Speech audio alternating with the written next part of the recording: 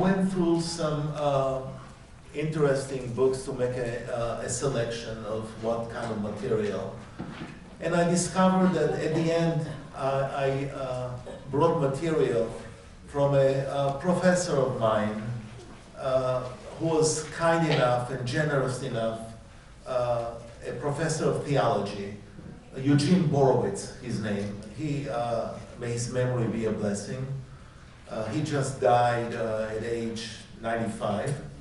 Can I stop quickly to say hi, salam, shalom? Don't ever interrupt me this way anymore. Welcome you back. Oh. And just to remind you, it's only the guests who have the right to have their names, not the name. I know. Well, I'm working on my name. I'm so jealous at the coffee name. Cannot have their names. It's conflict of interest. Thank you very much.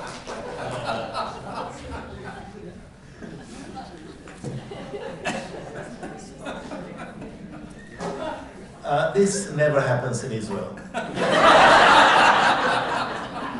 No, I'm just sharing some reality. I don't know if we still understand what's going on here.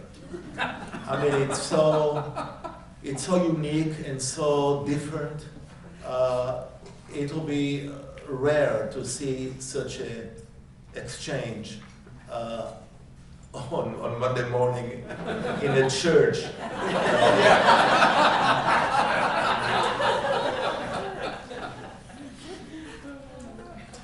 Eugene Borowitz, may his memory be a blessing. He was a professor of theology in New York in the Hebrew Union College Jewish Institute of Religion. This is my seminary that I went through. But I went to Cincinnati. So the seminary is in LA, Cincinnati, and New York, and there's a campus in Israel. So we couldn't study with those people that went to Cincinnati, never studied with him. So one day I dropped him a note. I said, we are jealous of the students from New York that have you all the time. Can you help me? And he agreed for about 2 years. Once a month, a bunch of us flew from Cincinnati to New York to study at his feet. Incredible teacher, incredible teacher. Definitely affected, influenced my theological understanding. I was definitely happy to be called one of his students as a result of those encounters. And I went to the funeral that all of us, all those students that did it for that time were there, and someone that left a huge impression on me and on my friends in the seminary. So I decided to bring some of his material to you. And of course, to start with God. Where do you start when you talk about theology? And in a way, it's an interesting reflection on the sermon that Eric gave yesterday. So there's no coincidence. You know that. There's no coincidence. And so I found it extremely interesting, and I'll make those references clear to you. As usual, we are not going to be able to finish everything today, so that's your assignment, to finish it on your own. And then the tradition is that I will ask people to read some paragraphs, not the entire Elie Wiesel writings, but they are short and still sometimes difficult, and we'll try to unpack every writing so it will be comfortable to understand what's going on. Again, those are some of Eugene Borowitz's writings. In Jewish tradition, we learn that when you mention the name of a teacher, and you are the students, the lips of the deceased move in the grave, and that's the honor we'll give the teacher. So at this moment, someplace around New York, in one of the graves, hopefully his lips are moving. That's why in Judaism, we are instructed constantly to mention the name of the teacher or the rabbi. And so that's why you have so many names of rabbis in the Talmud, because everyone wanted to have the honor. It's like, blessed be his memory, may his memory be for a blessing. You need to add this after those kind of righteous individuals that taught you a piece of the text.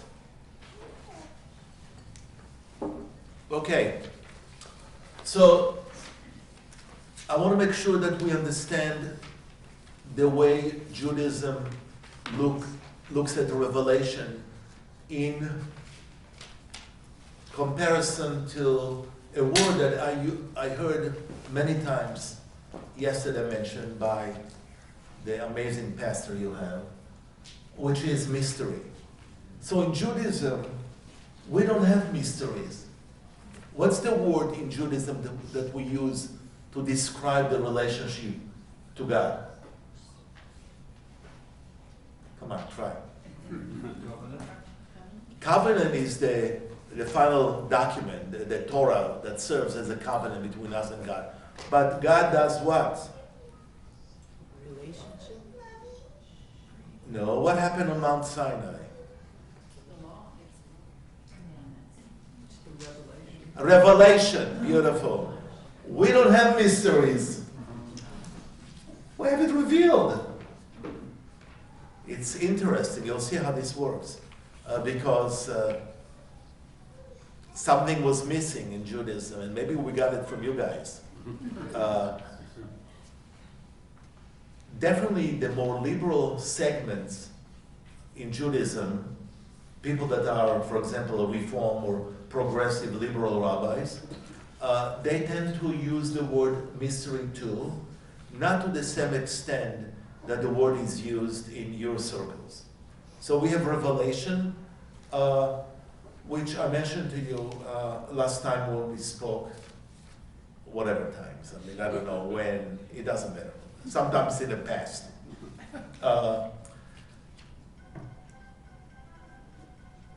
Nice ring. We should dance now. Excellent idea. Actually, this morning is the last holiday in the season of holidays in Judaism. It's called Simchat Torah, and it is about dancing, because last night we finished to read the last few verses on the book of what book? Remember, everything is cycle. So what is the last book in the Torah? Oh, come on, you know. Deuteronomy, thank you. That's the last book in the Torah. What is the last few verses dealing with what? What are the last few verses of the last book of the Torah? The death of Moses. He's done. Thank you, God. I'm ready to go 40 years with those people. Are you out of your mind? Maybe he wasn't so happy, but there was definitely relief. He had major problem with anger management, major problems. And so the tradition on this holiday is to finish to read the last few verses of the book of Deuteronomy, where Moses' strength is described. By the way, it's an interesting question. If it's revelation from God, who wrote those verses about Moses? Oh, maybe Moses was. Yeah. So anyway, I'm leaving it as a mystery. And immediately we roll the scroll back to the beginning, because that's what we do. So today is this beautiful moment in Jewish celebration of, you talk about the darkness after a death of a leader like Moses, but immediately you say, let it be light, which is in the first few verses of Genesis. So that's what we do. We finish here long reading of the Torah, the 5 books of Moses, and we start again. So this is the word, and it's called Simchat Torah, the joy of Torah. So last night, we had a consecration at a synagogue. My grandchild, who is only 4.5, will do it next year. So that'll be amazing just to imagine my grandchild doing it. I can't wait. I already start telling him to get excited. He said, for what?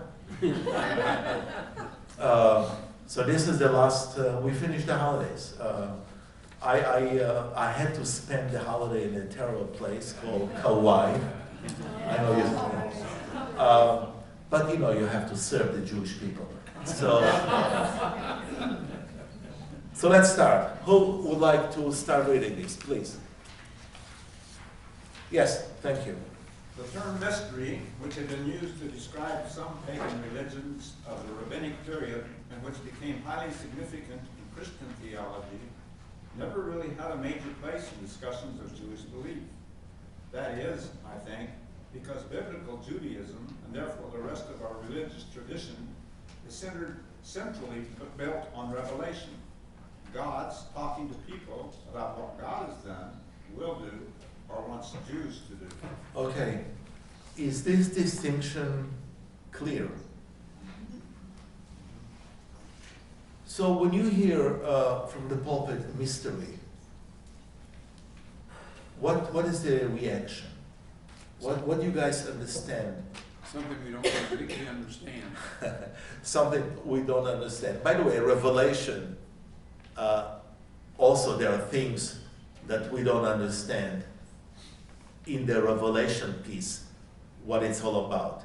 But if you accept the notion that there is definitely this gift that we received from God, that God that reveals everything, you have segments of the Jewish community which are called Orthodox Judaism, and their understanding of Revelation is more fully than some of the discussions that some of the liberal groups in Judaism have with the Revelation. We definitely treat Revelation with great respect, but we also suggest at the same time that the Torah, the 5 books, are a human product. And so there is a possibility, of course, once you declare that as a human product, for corruption to take place. Because unless there are some people here that identify themselves as God, anytime there's a human involvement in any kind of production, there is a corruption,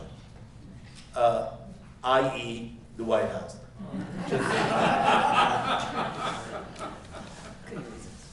What? You couldn't resist. I couldn't resist. I love the fact that next to my name there's an emeritus rabbi. It allows me to do things that I have done in the past, but with more freedom, feeling good about it. If I knew it would be so delicious, I would be retired years ago. So Revelation in Judaism, this is something that maybe you're not aware of, but Revelation is still ongoing. Revelation was codified by the rabbis in the year 70 CE. So the Talmud and the Mishnah, remember, so the Bible is not the only document we have that is revealed from God. The rabbis of the 1st and 2nd century also threw into this revelation 2 other important documents that they wrote, because it wasn't enough just to have the Bible. I mean, the Torah is not enough. There are in the 10 commandments, there are commandments missing.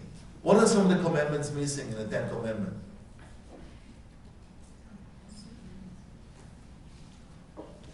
Global warming. There's nothing about global warming. What else is missing? How about thou shalt not rape? Wow. Thank you. Yeah. Any other commandments missing? Immigration. Don't separate mothers from children on the border.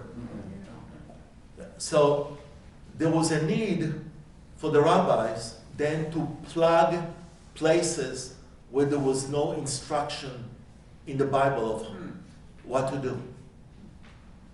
So they continue discussion and arguments. Rabbis always argue. So, but this time they put the arguments on parchments and on books. So revelation in Orthodox Judaism is a revelation that is done with the last prophet. And after that, because of the coming of new prophets, Judaism said, no more prophecy. What was the reason that they closed the door on prophecy before, or maybe a few days after Jesus came? Yeah, Jesus. So the only way for Judaism to protect itself from further revelation, from having prophets come and say, excuse me, I just saw God and God told me this and this and this and you have to do it. So there was a need to pull the plug on revelation. So in Jewish traditional understanding of revelation, the Mishnah and the Talmud, the two other companions of Jewish law, are thrown in. Although on Mount Sinai, I don't think God was planning to do it. The rabbis actually took the permission upon themselves to declare themselves as the only progenitors of God's working. They are the one that told all the Jewish people for generations to come that everything is revelation, which of course it was in wow, it's a dry place here. It's in a huge conflict with the liberal traditions of Judaism. Because we accept the Torah in a different level than the Mishnah and the Talmud. They are great teaching tools to develop or understand or unpack all of what the Torah was suggesting. So the 613 commandments that I mentioned it a few times, that's a lot more than 10 commandments. It wasn't enough. Because they went through the Bible, the 5 books of Moses, and discovered that in addition to the 10, there are 600 and what? 313. No. The 10 are inside the 6. What? 603. So they read carefully and saw that there are other commandments in the Torah, and they made it into official, permanent text of the entire revelation. So, my teacher, and I was definitely influenced by his teaching, this idea of the ongoing story of revelation. The liberal groups said, excuse me, God is not done talking to us. Oh, no, the Orthodox said, he talked and he's done and that's it. This is the text. Take it or not, or leave it. But that's what revelation is. We said, what? God, why would God stop talking to us? Oh, that's why, for example, I am not accepted by Orthodox rabbis as a genuine rabbi. Because they list themselves as descendants of Moses. So, there was Moses, and then the rabbis of rabbinic period, and then the rabbi of Beth Israel And so there is a direct connection between the rabbis of old and the rabbi on Pacific Street. But your rabbi, you're reform. You're about changing, about not accepting the revelation. So this is part of the tension, which, by the way, exists in Christian circles. Am I right? Yes. Yeah, okay. So why should we be different than you? So this is what goes in theology, in the discussion. So this is what Eugene Borowitz, may his memory be a blessing, will now continue reading. So do you understand the first paragraph? Okay, so Judaism definitely discovered at the beginning that there was a lot of mysteries in the pagan world of worshiping God. And then came revelation. There was a need to end those mysteries and to spread the teaching of God. So that's where we talk about revelation, while some Christian circles talk about mystery. You'll see that we actually bought a little bit into the mystery too, because there are other issues that are not completely revealed in Judaism. Okay, second paragraph. Nonetheless, amid all this communication from God to people, there is a sense that there is something about God that is necessarily hidden from us. Yeah, I mean, don't we have this feeling that there is more to God than was revealed to us? What else is going on?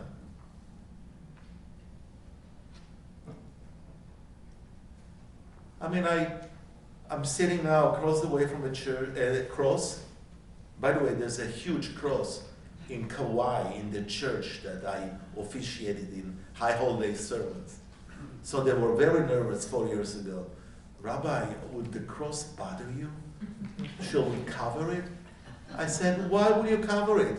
It's an Episcopalian church. The cross is part of their tradition. Keep it there. And if you hide it, you put what? You're going to put a big white linen over it and no one know what the shape is? Just relax. They were so nervous about this. Actually, it's amazing how the story from the tri-faith here entered into the life of the Jews in Kauai, because their relationship with the Episcopalian Church is amazing, amazing. They understand we're trying to find Muslims on the island.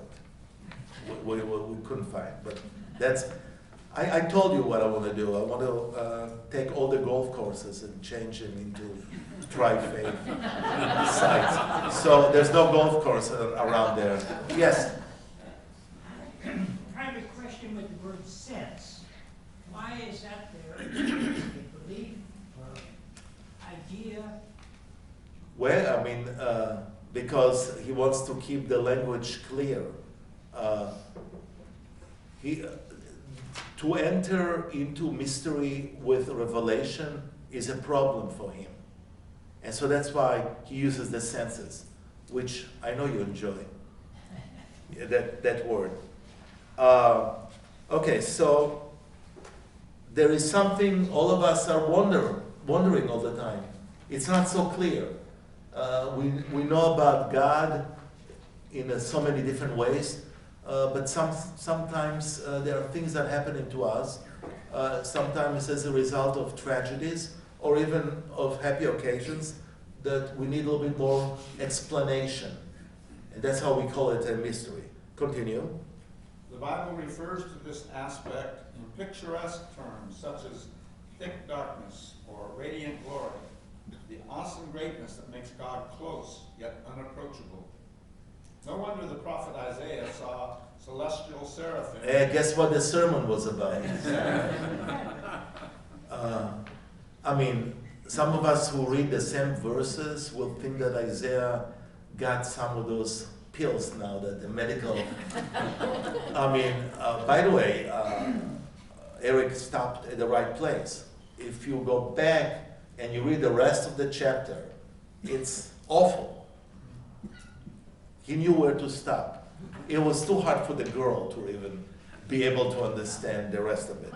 But go back to the rest of Isaiah. It's really a strange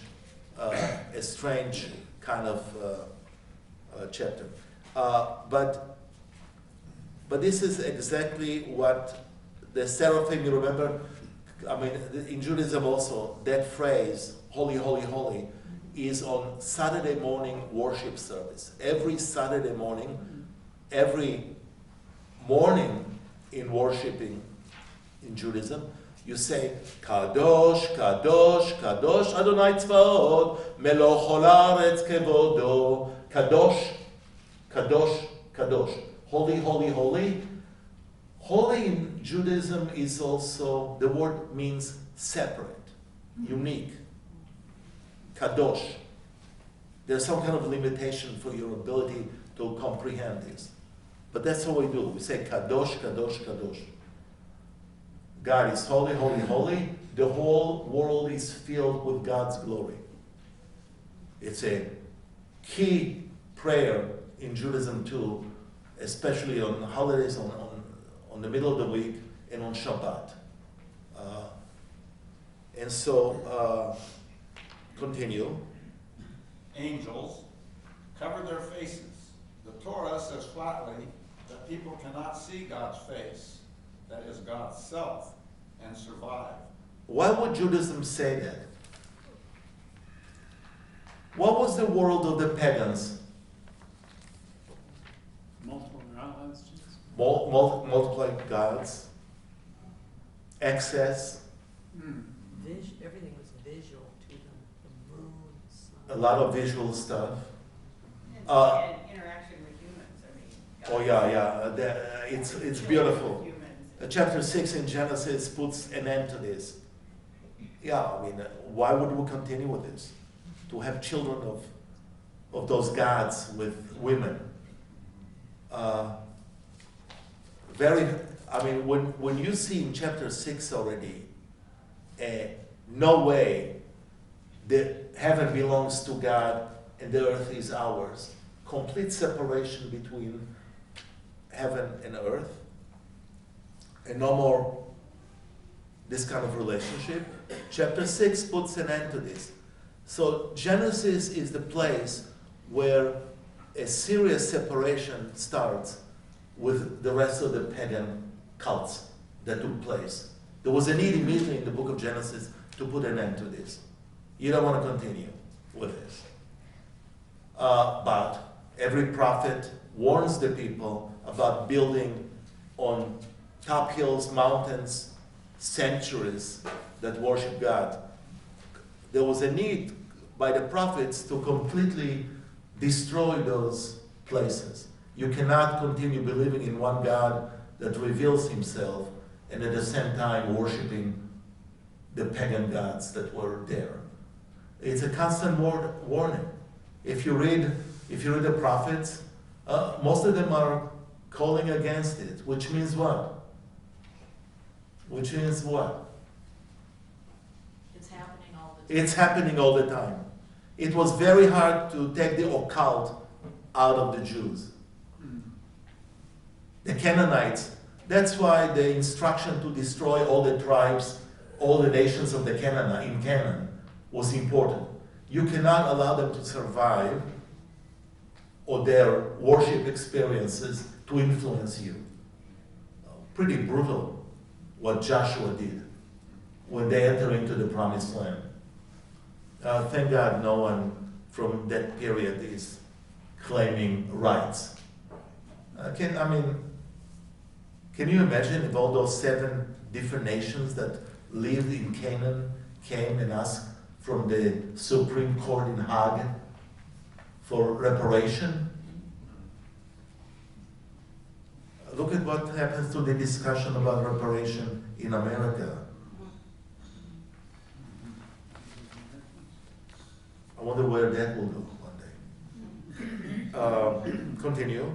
Jews know enough about God to know that God is utterly beyond us, what theologians term transcendent. Thus, despite all God has told us, there is also much about God we don't and can't know, And it is this sensibility that prompts Jewish thinkers today to talk about the mystery of God. The mystery of God. So definitely we're influenced by living together with each other. Mystery is a word that we use now. There's too much. And every time we talk about God, and we talk about God too much, God is so tired to hear about herself from all of us. Addressing God as a feminine entity, that's new. You will not find in Jewish tradition, except in Kabbalah and mysticism, you will not hear any kind of feminine terminology to describe God. That's something that women theologians introduced into the learning, the study, and this possibility. God forbid, 60 years ago, if you use that kind of a term, they will look at you as heretic and you will be excommunicated. Okay, let's have another reading, please. Yes? I'd say that Jews, regardless of their religious underpinnings, think about and discuss God in three different ways.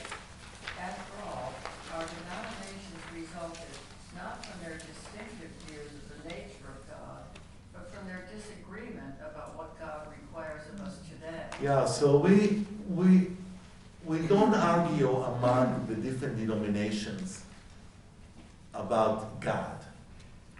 The argument is what God requires of us.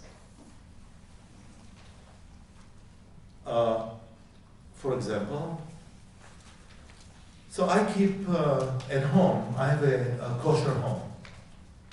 We definitely separate, we have dishes, separate dishes. We have separate utensils. But that's at home. Why? Because I wanted to make my home comfortable for people, for Jews especially, that have different kind of traditions.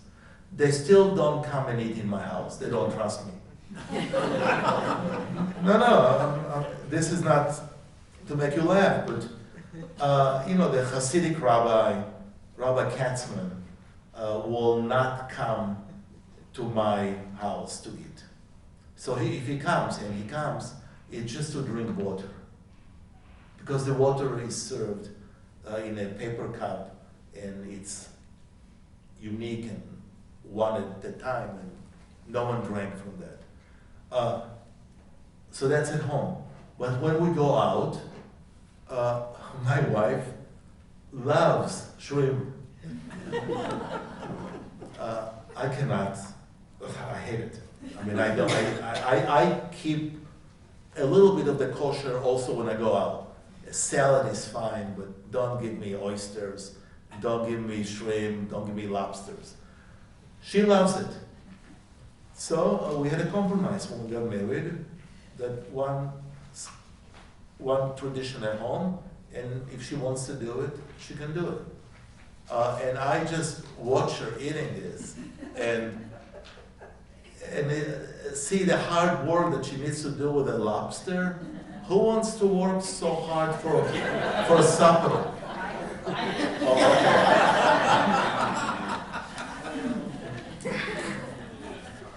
So I was not raised in a kosher kitchen. My parents were both socialists leaning to communism.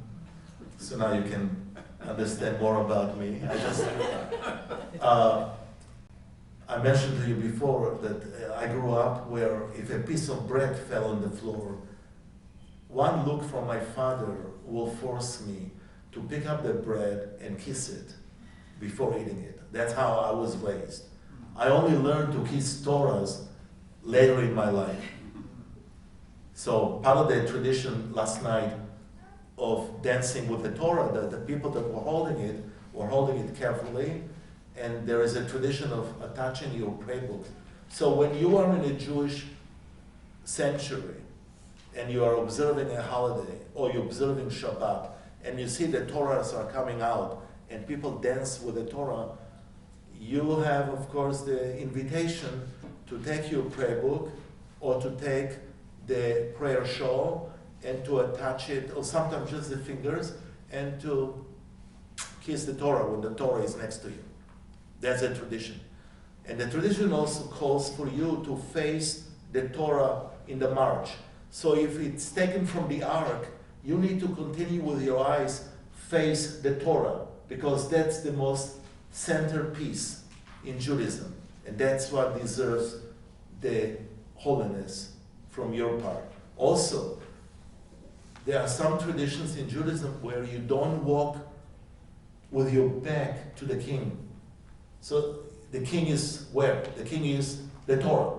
The Torah is the king, because God's name is mentioned. So you walk out of the sanctuary with your face to the ark and you walk backward, because you don't give your back to the king. So next time when you're there, and hopefully there will be more and more occasions for you to experience the rituals in the Jewish temple Israel. So just to be comfortable with that tradition. It's fabulous. Last night, we took the Torah out and we opened it from the beginning to the end. And we surrounded the children with the scroll of the Torah. If you have never seen it, put in your calendar next year to come to a Simchat Torah, the last holiday of the season. I'll mention it to you, God willing. Because to see it, and then of course the rabbis knew exactly what the beginning is, and they went to the beginning and read, chanted the beginning, and they knew where the end is, and all of the kids that are learning and consecrated were inside, which was a beautiful, beautiful picture. That's a memory that hopefully will be engraved on their mind. What are we all about? We are constantly providing those children and our youth those pictures. Some of them will get it, some of them will not get it. Some of them that have committed parents will get it, and some of them who have people that are, those are the people that pick up the kids on Sunday. Clean. Thank you, Reverend. I brought the kids for 2 hours so they can be washed and cleansed, but I don't do anything for me. No, I don't need it. It's just for the kids. Really? Just for the kids? They know the shame. They know when they're used. This is a difficulty we have in every house of worship. I love what you do here, where the kids leave and they are with Rebecca, and she is such an amazing youth worker, amazing. But this has to continue. We are basically in the business of providing those pictures for our children in our homes, not only here. It has to be a constant filming. Let's continue. Now comes the... As a result, we may find representatives of these three ways of speaking about the unknowable, known one among the law abound, as well as among those whose view of Torah is strongly evolutionary. So isn't this a nice name for God? The unknowable, known one. Well, it's 3 words. Try to remember them. What a wonderful way, and now you know why this teacher attracted me and other students. What an interesting way of defining God. Unknowable, known, one. Everything is in it. It's like the ragu sauce. You remember the commercial for ragu? It's all in it. It's all in it. It's all in it. Think about those 3 words. What a way to define God and our relationship. So what the teacher says, the disagreement is about what is required of me. That's why I went to the kosher piece of my life and the not kosher piece. Social justice, for example, for liberal Jews, when you put social justice with issues of kosher, social justice always win with liberal, reform, progressive Jews. Am I right? Bonnie is my one witness. Thank you for coming, Bonnie. So when there are conversations about kosher, we understand what the teaching is about, why there was a need to separate between us and them. For example, Jews, we have a commandment that we cannot drink wine with you guys. So the wine has to be kosher wine. What is the reason for those kosher discussion in biblical text? There was a need to separate between us, and I'm sorry, you. But it's not you. You know what? We love each other. But there was a need to create boundaries. If I want to create a new nation, if I want to create a new religion, if I want to make something of who those people are all about, one of the things is to draw the line. And so, for example, an Orthodox Jew will never drink wine with you. By the way, we learn very fast as a result of the relationship with the Imam and the Muslims that they don't drink wine too. So we had to take, first of all, we had to go through a whole explanation about why we use wine for special occasions. And he understood and learned that. That didn't change his mind because they don't drink wine. So sometimes when we had dinners together, we eliminated the wine, which was not a big deal. So you don't have wine. You want a bar? Go home. No, I mean to be able to accommodate each other craziness, you need to remember how crazy you are, and then open the door for introducing ways of communicating and compromising. What's the big deal? I mean, we who are married compromise every hour of our life. If you didn't learn it from your relationship, where are you going to learn it? So now we're teaching about compromise, adults, Jews, and everything is fine. On the way home, go get a drink.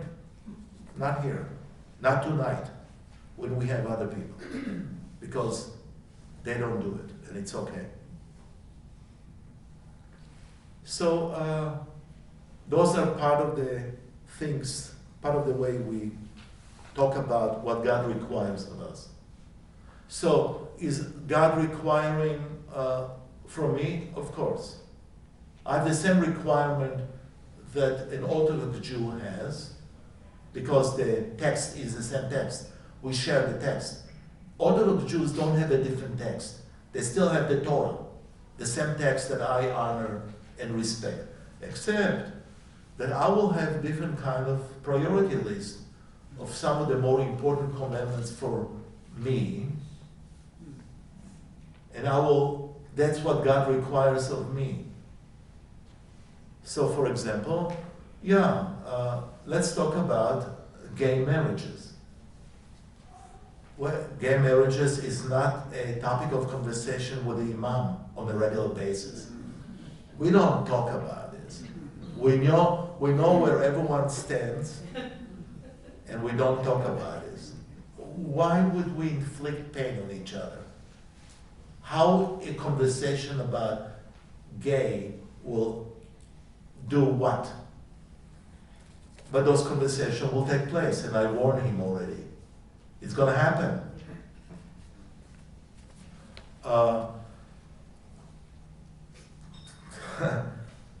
Middle East, I mean, is the Middle East going to happen in a discussion with him? You bet. How to bring the topic will be an interesting way, and we did not solve that piece, so we don't talk about this for now. For now. Question about the separateness and the need for it. Historical context. The separateness would have been from paganism, would it not? Yeah, but then suddenly there's a new prophet by the name of Jesus and the New Testament. No, I guess I was thinking even before that. Oh yeah, totally before it. For example, Jews cannot have blood in the meat they buy. Part of the reason that we have many commandments that tell us that the blood needs to go to the earth. You cannot have kosher meat. That's why kosher meat doesn't have the taste. That's why my Jews go to a place where they sell steaks. Medium rare. Are you kidding? Medium rare means that what? It's still moving on the plate. There's blood all over the place. You can't have medium rare or rare. So I like how the restaurants now, we don't serve medium rare because maybe there'll be some illnesses and diseases. So they're becoming kosher, all the restaurants. No, I'm just kidding. I'm just kidding. Definitely separation from the pagan world, but that separation needed to continue once you have an introduction of the New Testament. I can see that, yeah. Which, by the way, are you realizing what we have done here? Tri-faith initiative. There was a time that we were not allowed, and you guys also didn't want us, to be in relationship with each other. By the way, when I say you, I'm talking about the history of Christianity. I'm not talking about this church. By the way, the founders of Christianity will be turning in their grave seeing the relationship that we have. Because, I mean, just to think about Luther, oh my God, he loved the Jews in the beginning because we all went to him because we hated Catholics. And then it took Luther 5 hours to spew his philosophy for the Jews to move as far away from Luther as possible. But this is the history, and one day we need to open those books and talk about this. Because I think that many of you are not familiar with the entire history of Christianity. As Jews, I'm not extremely familiar with all of the history of their Judaism. Jews by and large, I will say the average Jew, and we have a lot of average Jews, they know about Abraham, they know about the books in the Bible. Did they read the books of the Bible? No. I don't know of any Jew, except rabbis and scholars, that read the entire Bible. We have never read the entire Bible. I will say, is it true? Okay, thank God you're here. Because they're not going to be, none of you will believe me if I'm telling you this. Believe me, please. By the way, how many Christians read the entire New Testament? Okay, 3, 4. Okay, so a minority of people have read the New Testament. But that doesn't mean that we are really aware of the history of each of the religions. And we definitely don't know anything about Islam. I mean, Islam, we are completely ignorant, all of us. So, I think it's important to understand the separation and the need to draw the line in the sand. Because if I want to create something new, I need to tell you what's wrong with the other. And so the way I tell you about what's wrong is by eliminating items from your menu that you cannot do anymore.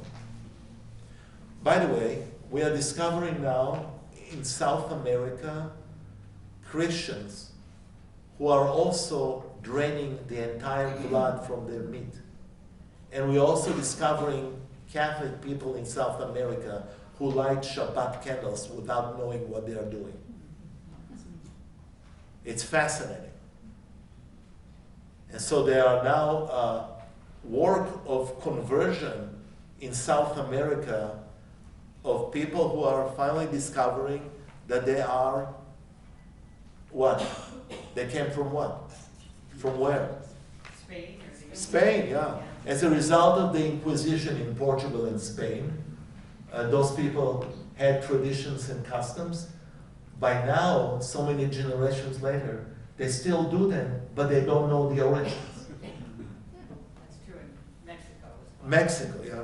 It's true in New Mexico. So tell us this. In the state of New Mexico, in the northern part of the state, it's true. So what's happening there?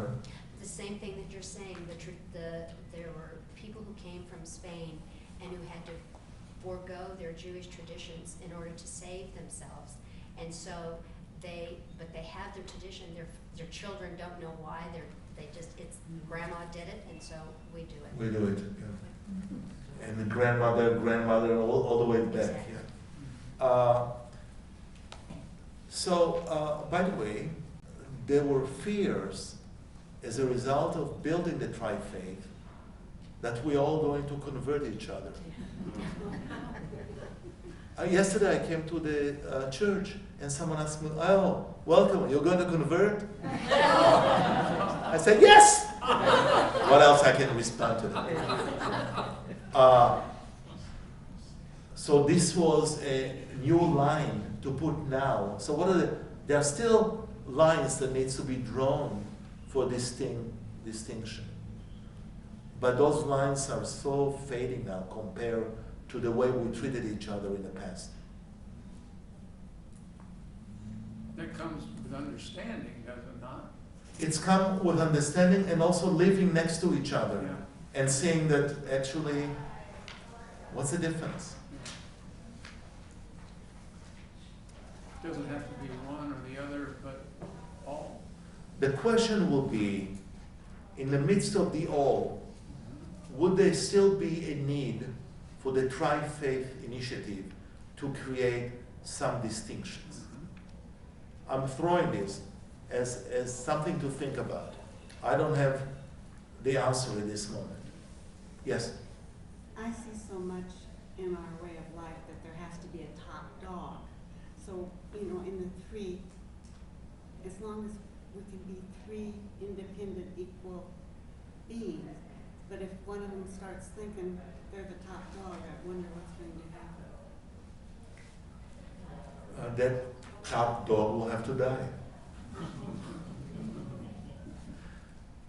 Well, now we have the buildings. There's no way out. Once you have the building, what are you going to do now? You're going to make it into a bank? Hierarchy isn't the only model. Of course not. Of living. Totally true. And I agree with that, but it just seems like so much of our way of life is... Are you sensing that there is a danger for us? No. Okay. But within the American way of thinking, I think it's hard for a lot of people to get the concept that we can work together like we are. Well, that's why we have to constantly be aware that everyone participates in the discussion. Well, the leaders, it's top down. So what the leaders show us is how we will respond also. And the leaders that we have, you and Eric and the imam and everyone, And Chris and yeah, Brian everybody, and they are showing us that you can be together but be separate. They're showing that. Now, if a leader leaves and another one comes in that doesn't have that belief, then you're going to end up with a problem like that. But right now, we have that leadership that is very, very much with that mindset. By the way, a congregation that will suddenly bring a leader that doesn't That work. would not be a good congregation. No, but it's ain't gonna happen. So, for example, I was part of the behind the scenes Right. of the hiring of the rabbi at Temple Israel. immediately, one of the big items on the resume that the temple sent in order to hire was Tri-Faith Initiative. If you don't like it, don't come. So thank God, this is what is going to continue. But that talks about lay people that understand what they need to do. And also God needs to continue supporting this place. I mean, you know, I trust God. What else? How else we got here? Let's continue. Now let's go to the different groups, please. Alternative divergent perspectives, rationalist, mystic, and rational. And relational. I'm sorry. Yeah, so he puts the groups now into rationalist, mystic, and relational. So let's see what he does. Continue, please. The rationalist and mystic views each categorically reject the approach of the other, but have similarly grand goals concerning how much we need to know about God. Yeah, so those two reject some views, but still are interested in knowing how much we know about God. Continue. They both want to know everything knowable about God, differing only on the extent to which this is possible. The rationalists seek to know all that reason allows a rational person to know about God, and faithful to that goal, spurn every effort to go beyond what the mind can logically validate. How many people in this room are rationalists? Oh my God. What? Okay, the rest of you are what? Two people are rationalists here? Wow. I think the question that we have to clarify is how we define rationalists. Until we get that done, I don't know if we understand who we are. From the simple understanding of the word rationalist. Just give me, I yeah. define it primarily as how you use your rations. In other words, you have to work from the notion that what I have at my accessibility, that those things I have to ration to either preserve them or restore them in some fashion. So that's the rationalist. Now that's quite different than the relationalist. The relationalist is the person is how they relate to things. They're not necessarily trying to utilize them, Yeah. but figuring out how to relate to them. The mystic, in my mind, would be somehow trying to hope for some insight, some perception that comes from mystery in some fashion that is unbeknownst to me at this moment. Those would be the three ways I would distinguish the three categories. So would I assume then that most of you are relationship? I would think so. Yeah. I don't know how they're defining it yet. I want to know more before I make that decision. Oh, okay, okay. Because I was going to say, I think the theology that I experience here is a combination of the three, but I would use rationalist there, meaning my implication is think about the context of the scripture. Don't take it literally. Look for truth, not literalism. Yeah. I see that as part of our rationalism. I see relational as very foundational to Christianity. It's about Totally. relationship with one another and community as well as with God. And then the mystic is everything that I can't rationally figure out that I say, okay, I'm willing to embrace those other two, awaiting enlightenment that will come. That I will call Hopefully. mystic. Hopefully. Yeah, and it may not. I don't think you could be a person of faith and be totally rational.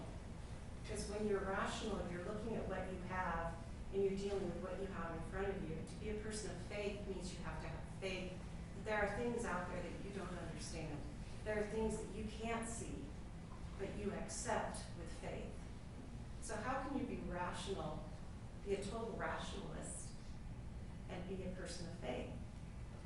I have faith that there is a God. I have faith that people around me have good things going and all that. But can't prove that with you showing me something so that I can base it on that thing. I can't see God, but I can feel Him. I have faith that there's someone there. Yes, please. I would say one person's mysticism is another person's science. In that, you know, if you look at physics, there is so much of our world that is unseen. Yet we are finding out through science all about, you know, those smallest things that aren't seen. So for somebody, it's kind of a definition of, is everything that's rational just what we can see and count and touch with the senses that we have? Or is rational then allowed to extend beyond that through science? So I think the definitions keep kind of moving around as we experience or learn more about our world. But for me, I would say I'm more of a mystic than anything, because I just believe that there is so much that is unknown to me at this moment that resonates. And that is a deep part of how I see my own belief system has to resonate in my heart. And so, does that mean I'm not rational? I don't think so. Does it mean I'm not relational? No. But there's that part that's very important in terms of being a person of faith, to have that resonance. Wonderful. Yes. I would just like to add that reason is not present in any of those three words. And we see ourselves in many respects dating back at least to the age of reason. And so this gets very complicated, how you reason with faith.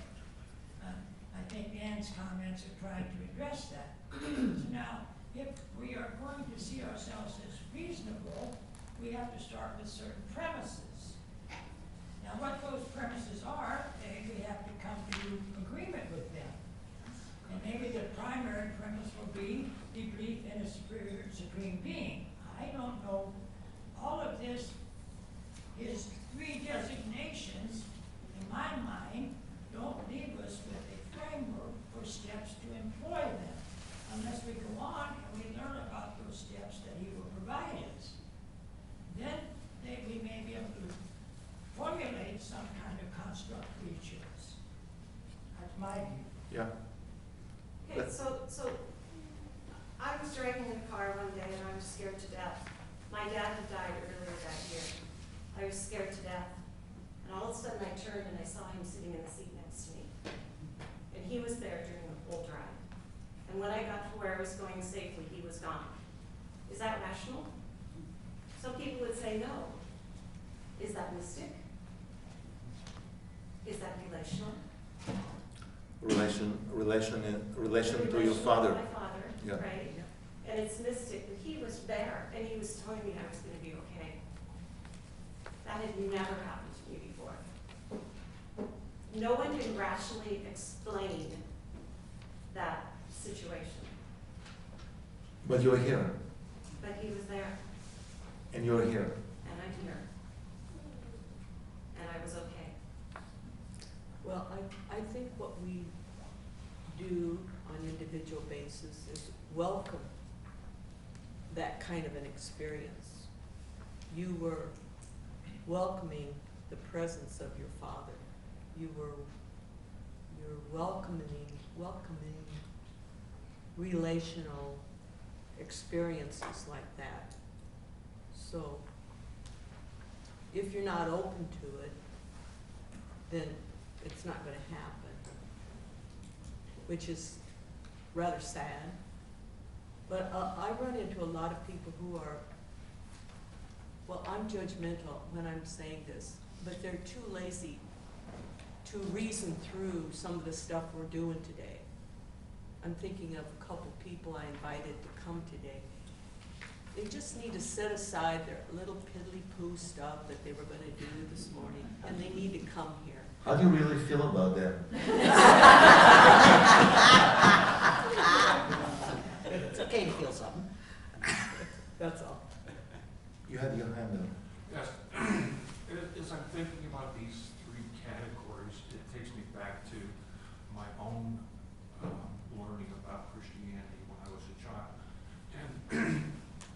I would suggest that children are probably rationalists when they're young.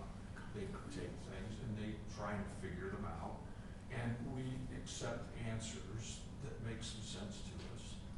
You know, I was told, well, I can't eat all the candy that I could eat because it would make me sick and fat and stupid and all those things. Okay, I went. We went with that, but You have a lousy Halloween coming. well, and Halloween was pretty great. You could do. It was a national holiday for me.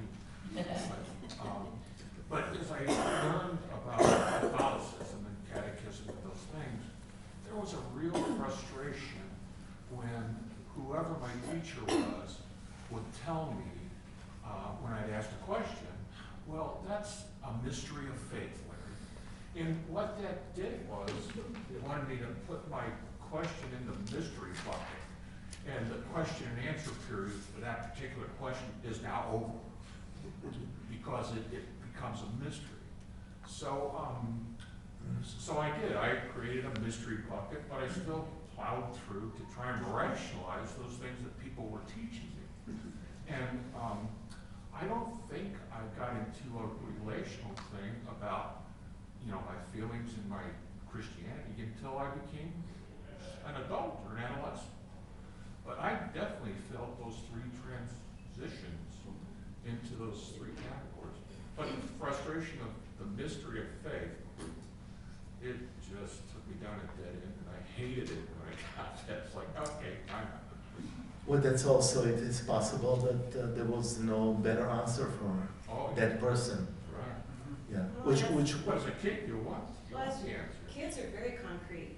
They're very concrete. They see what they see. They understand what they understand about those things. They don't have that ability to go into the more abstract.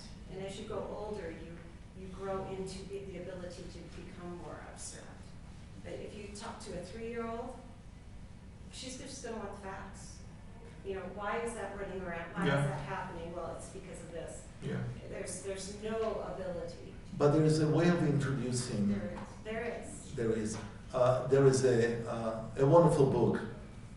It's about a leaf, Freddie the leaf, and it's about death and dying. There are more and more books out now. for Of course, children yeah, like that. yeah. I really appreciate. I wish it would have been there for my generation to understand that. Why didn't you write any books? That's a good question. Okay. Because I'm too. Yes. I'm still not sure why you have to be only one of these things. No. Only one of these things, That's- or else. Well, he will explain this. You know what? We just finished the one about rationalist. Let's continue with the next one, the mystic. The mystics have a similarly strong view of what we need to know about God, but believe that mystic experience can open up God's innermost being to the dedicated adept. Kabbalistic masters are breathtakingly specific about God's quintessential nature. God is the absolutely unlimited, Ein Sof, and thus nothing at all may be properly said of God, not even this. But God is simultaneously the 10 emanations, or Sfirot. the interrelated nodes of God's power and functioning that may be understood by a mystical experience and expressed in almost unlimited symbolism.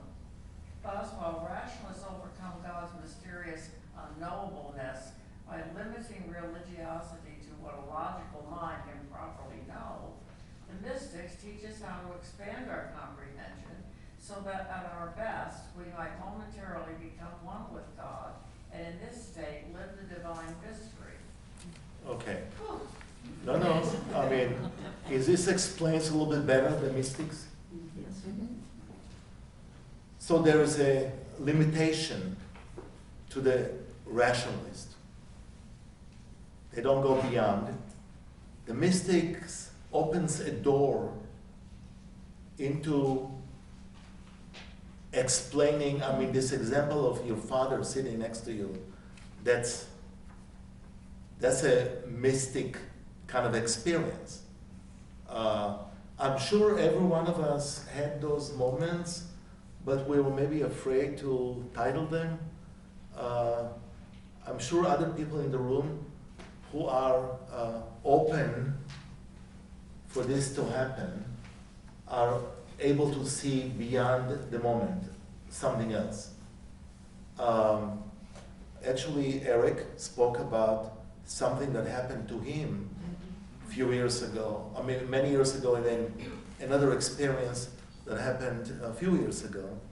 And I remember that experience because he shared it with me at that time. Those are not things that happen every day.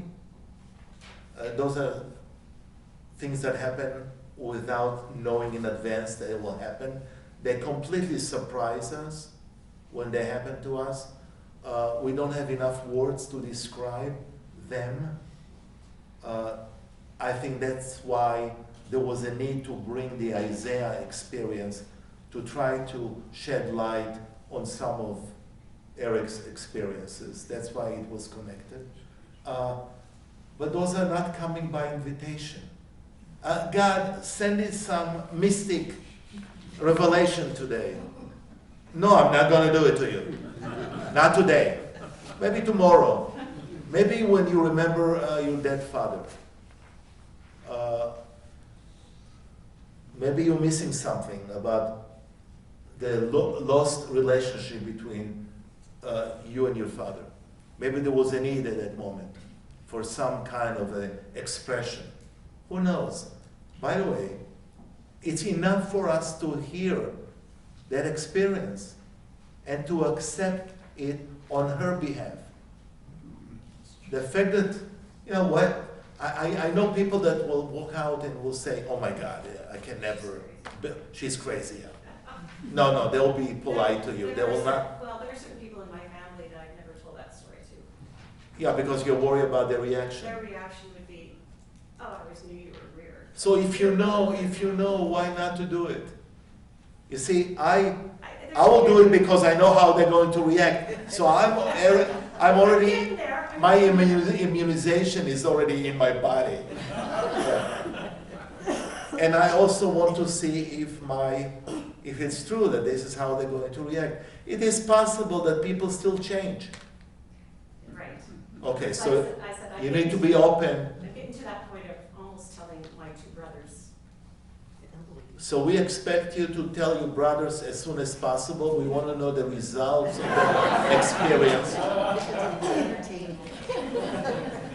Why are we afraid of this? I mean, what I'm saying is, I think that we hold so many fears about not knowing how people will react. Who gives a shit? It's my life. I want to know how you're going to react. Besides, what happens if I'm not able to tell them anymore? What about the possibility of people being able to change because of something that will happen? Never give up on reactions of people. Try it. What's the worst that can happen now? She already knows how they relate to her. So the only thing will be a better kind of exercise. Or the same. And if it's the same, she wasn't wrong. She knows exactly who they are. So throw it out there. Make some waves in this life. To go through life, I think to go through life by not expressing those kind of feelings we have, not telling the stories of our life to other people, not creating a narrative that can help us get closer to another person. It's a waste of life. I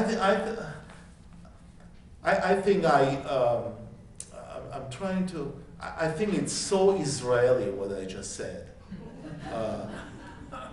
Really, part of it is because of this unknown of how long we're going to be alive. I'm talking as an Israeli now. When you are born, you're immediately introduced into swimming. Why? Why every Israeli knows how to swim?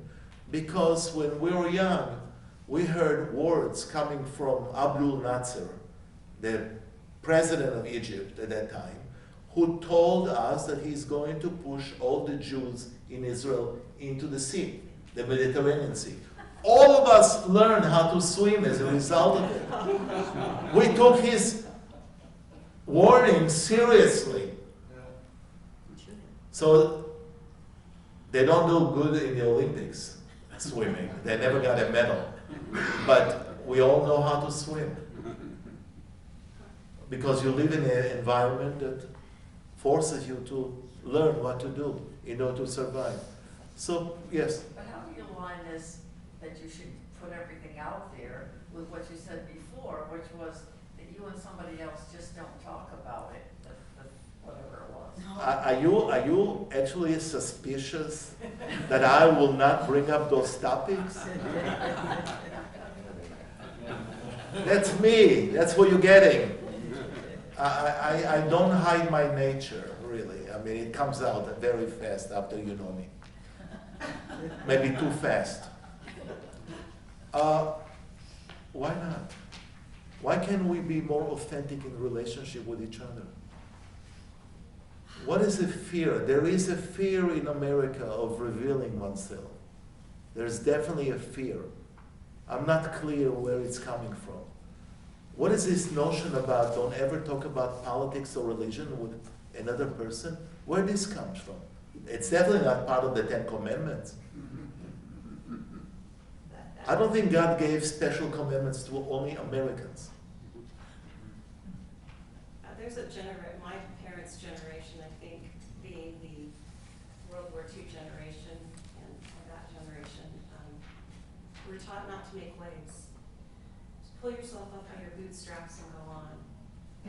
Don't tell everyone what's wrong in your life. Just keep on keeping on. And so they were so busy living and living or making a living? Making a living to be. When are we going to move to living, actually?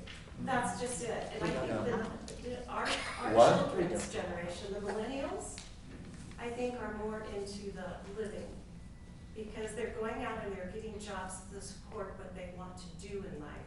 They don't go out and get jobs necessarily. And you'll find that millennials will sometimes by the age of 40 have had 4 or 5 different jobs. And we came out of school with, you get a degree and you stay in that profession, most of us. And you do exactly what your father did in the same car mechanic business. And I think our parents taught us that at least I think my parents did, you survive. And the way you survive is work hard and make sure that you don't have to rely on anybody else for anything. And I can see that a lot in my parents' friends who are now in their 90s. Well, thank God your kids are not the same, for sure. And so I think that's probably because we baby boomers, that's the way we were raised. And the majority of the people in the United States belong to that generation. The baby boom generation is huge.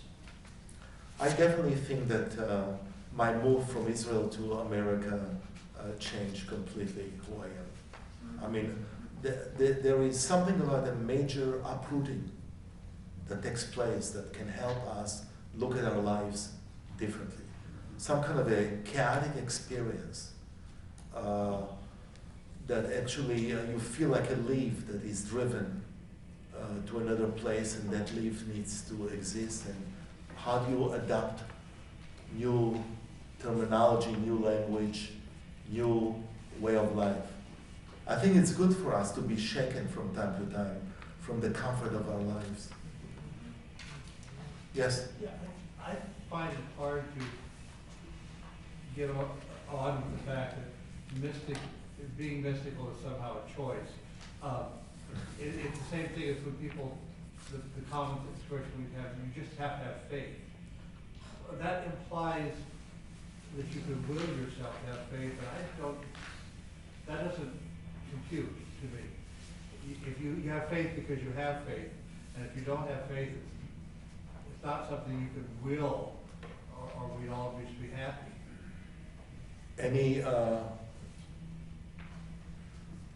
Any response? But you can build it. You can build the faith, I think. Yeah. I mean, I hear what he's saying. It doesn't just happen because you say, well, today I've decided I'm going to be faithful. I'm going to have the faith. It takes, You're going to study. You're yeah, going to study, talk, you're going to services, listen, you're going to- listen, you know, all, yeah. But it's not gonna just happen because I saw somebody who's got a lot of faith and I think I'd like to be like that too. So that's what I'm gonna do today. That- But that is how you do it. That's why, Yeah. but that's why prophets were killed. Right. Yeah. You build it. Today I'm going to do this, and then tomorrow I'm going to do this, and then the next day I'm going to do. So you build it. And part of You that plant is the an seed. investigation. Yeah, but the eye needs to be smaller and smaller and smaller. What I'm saying is that, It's bigger and deeper, wider.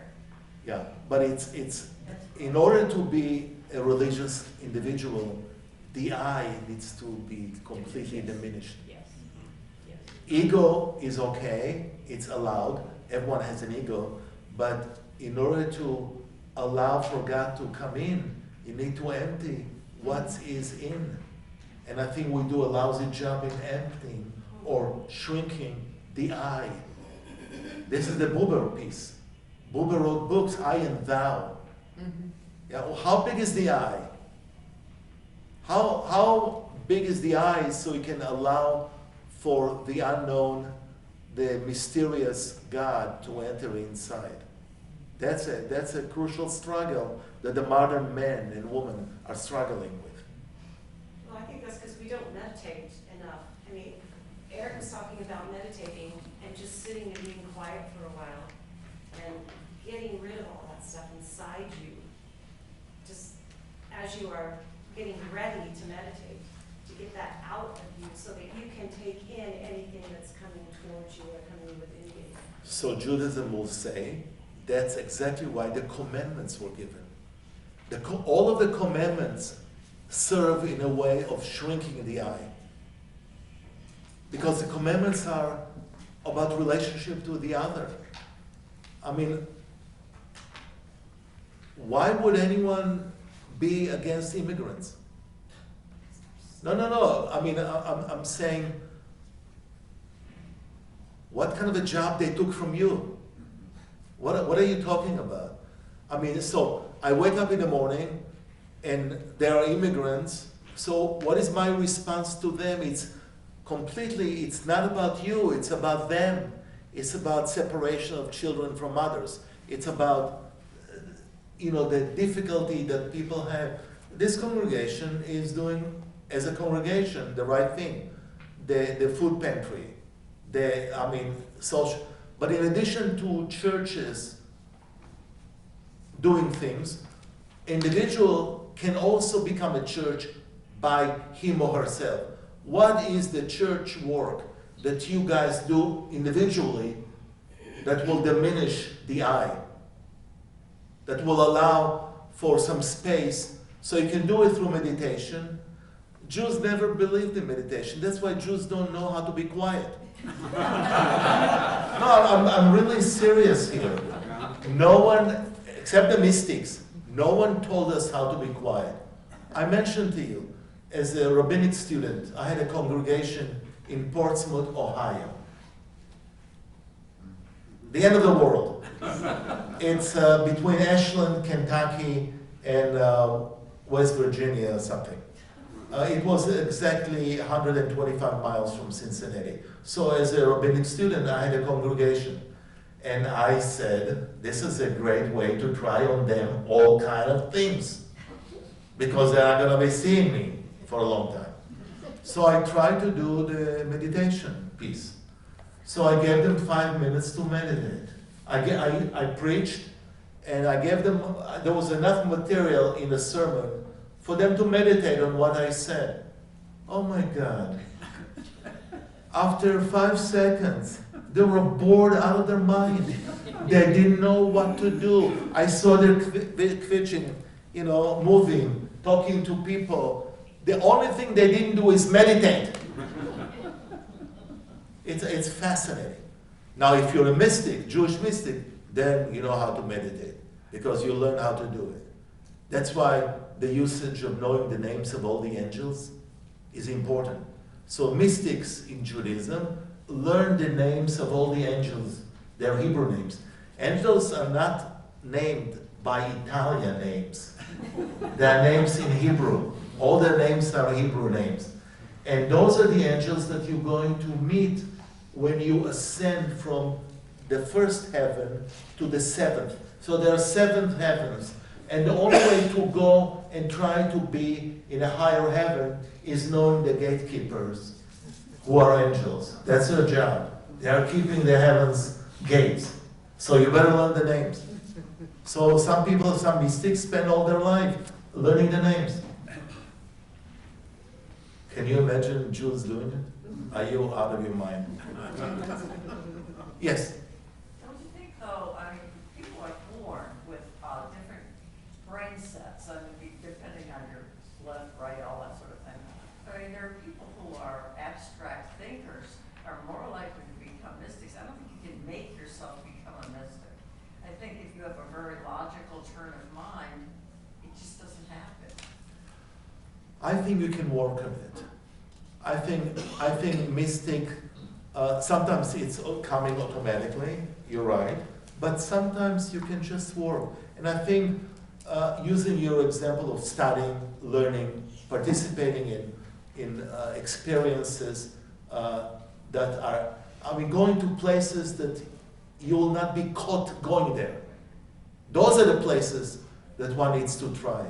There are things in life that we need to try, knowing that our parents are going to turn in the grave, knowing that we are doing it. So what are the things that you have never done before in your life that you would like to do? Think about that. That's the beginning of mysticism. I need to think about that. Perfect. So it's a rational response to a mystic quest. Okay, let's continue with the last one. Proponent of the third now. We're at the bottom paragraph of that page. Proponents of the third, is that what we're saying? Yeah. Proponents of the third rational point of view, or I would locate myself. You have a, Relational. yeah, that's an interesting Proponents of the word third game, yeah. Relational point of view, or I would locate myself with most Jewish feminist thinkers, believe that rationalists settle for too little of God, while the mystics reach for too much. Each turns to a special way of knowing to unravel a mystery. The one by modeling itself after the strict proofs of geometry, the other by seeking ecstasy, the rising up out of oneself. By contrast, everyday experiences teach us how we can live responsibly amid the jumble of the known and the unknown.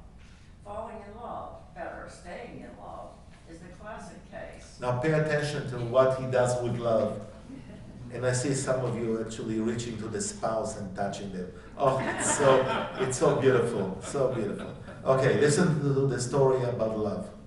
By contrast, everyday experience teaches us. No, you're ready though, yeah. As deeply as we have come to know our love, we realize that much about the person will remain a mystery to us.